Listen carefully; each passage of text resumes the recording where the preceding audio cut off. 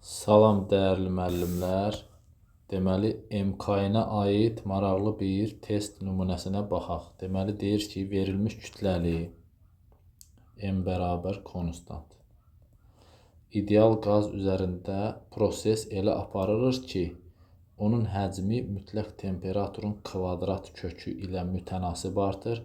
Qazın təzyiqinin həcmindən asılı qrafiki hansı olar? Deməli, buradan görürük ki, həcm temperaturuna kökaltı düz mütənasibdir. Yəni, biz belə deyə bilərəm də, K kökaltda T. K burada sabitdir. Buraya yazıram, K sabit bir ədəd, deməli, kəmiyyətdir, qoymuşam yerinə. İndi bizə lazım P-nin V-dən asılı qrafiki. Bunu burada saxladım. Və belə bir düsturumuz var. PV bərabər T. O M bölən var RT. R orada sabitdir də yazmıram onu. PV bərabər T. İndi biz buradan P-nin V-dən asılılığını qurmaq üçün və o birinci tapdığım V bərabər K kökaltda T var. Bunu kvadrata yüksəltsəm olacaq belə.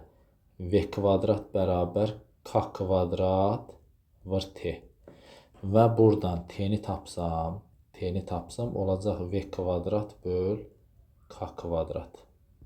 Və bu tapdığımı gətirib burada T-nin yerinə yazıram. Onda olacaq PV bərabərdir V kvadrat böl K-nın kvadratı.